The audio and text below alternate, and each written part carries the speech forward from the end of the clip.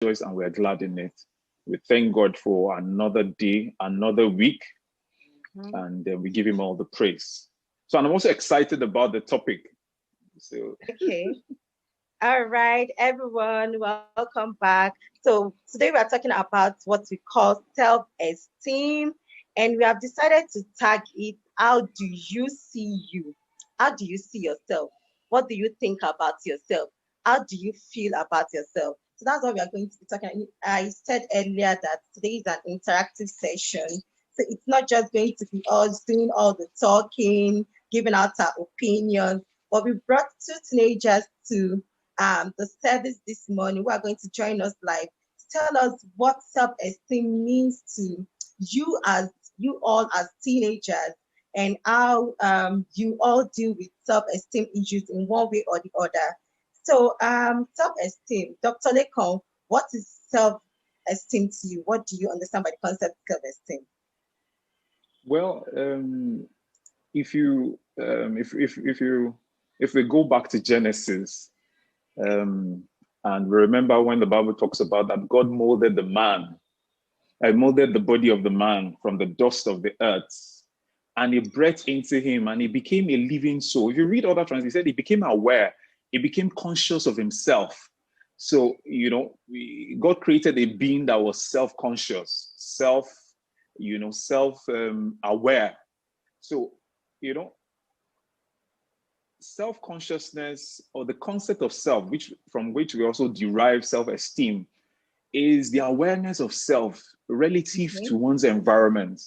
So you're aware of your opinion of yourself, your opinion of your abilities, and in relative, first of all, to yourself, and relative to other people or to the environment. So that's in a nutshell, that's what the concept of self-awareness or the concept of self-consciousness is all about. Every being, because we're created in the image of God, we are self-aware.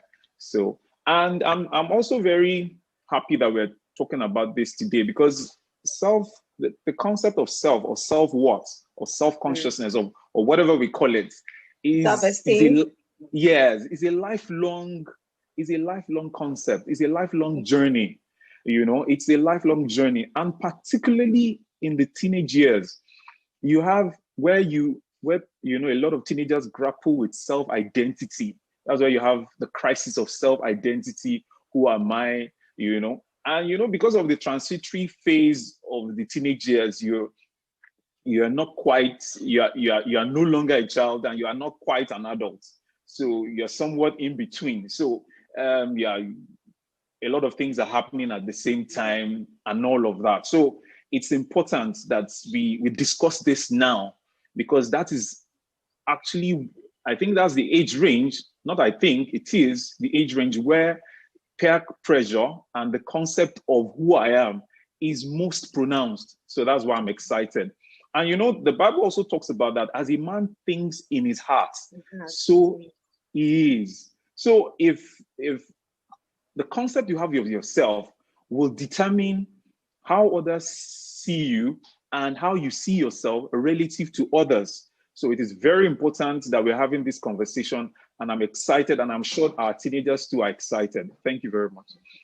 All right. I was doing a little study, and I saw that just like you said, how we see ourselves.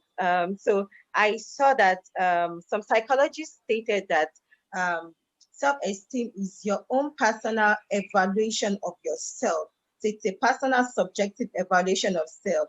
And it made me remember when I was in the university, and some of the final year students will bring to us questionnaires to fill.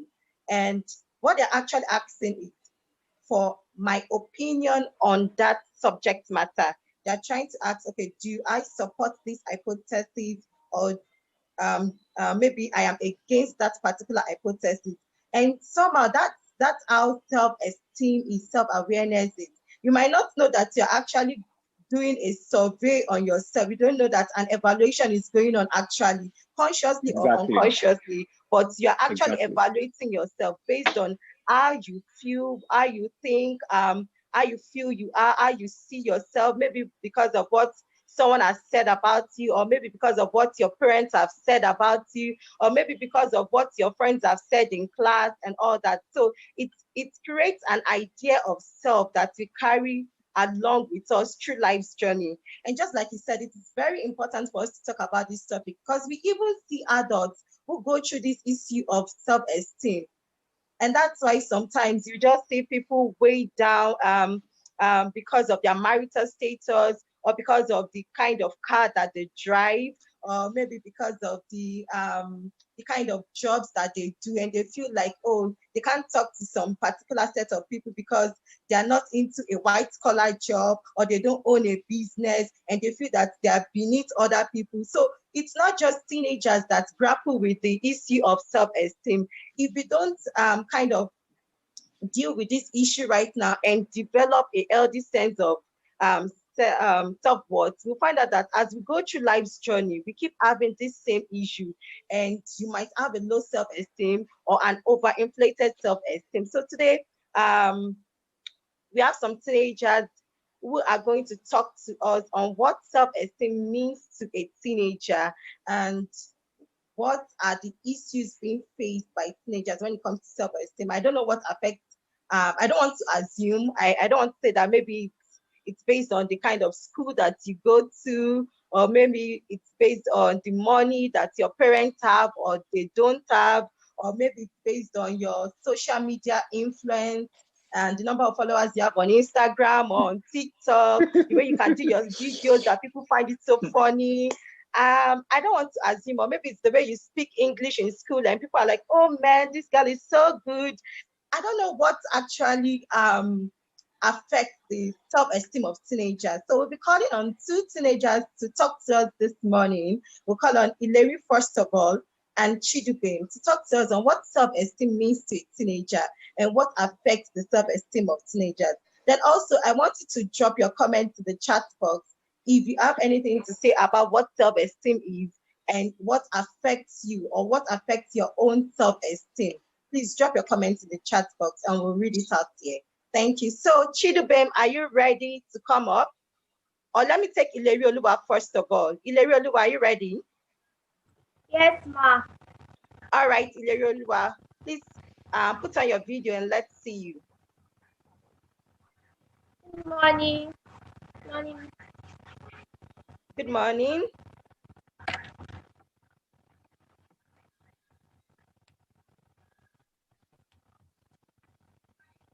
Ileri, you can go ahead and tell us how you see you. And okay.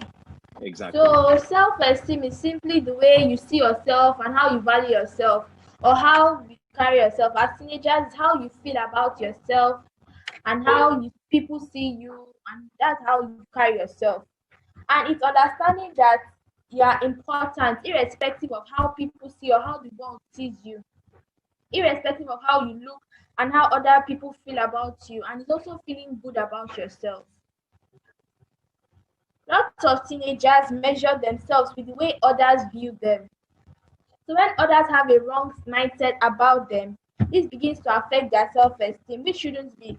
Because in Genesis 1:27, the Bible says that God has created us in his own image. So who is the world to tell us that we look somehow, and we begin to downgrade ourselves? As teenagers, especially as children of God, we should see ourselves as God sees us. Yes, sir. Okay, so one of the things we will also appreciate you to do for us is, I'm sure there's a way you see yourself. So Yes. Tell us,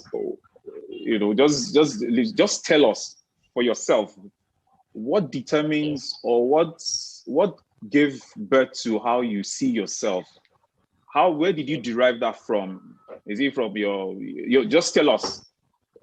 Not necessarily how you see yourself, but what brought that about? So is it from friends? Is it your family? So we just want to hear from you. Something very, down to earth, something very you.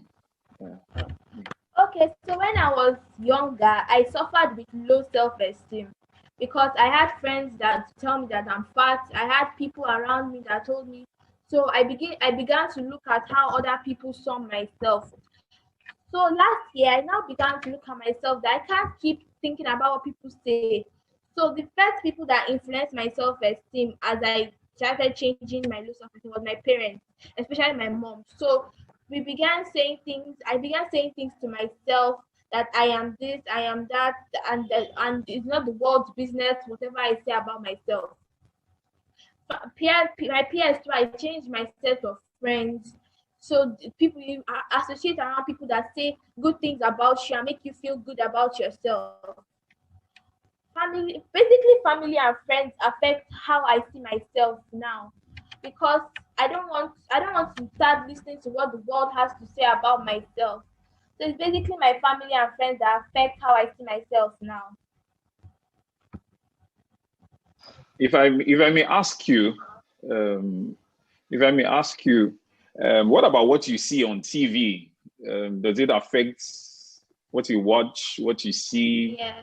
um, the kind of school you are or you've been to? Those ones, because you've talked about families and your family and friends. So what about your school and the social media or the mass media, the TV, what you listen to? Have they affected you in any way? Yes, the mass media has also affected me because you follow trends that go on. You like you said TikTok, Facebook, Instagram. You're following different people and seeing how the world is evolving. Yes, they were also a major part that played in how I saw my self esteem. Because you're following trends, you want to be trendy, you want to look how people look nowadays. Yeah, social media too affects the way you see yourself, the way I saw myself.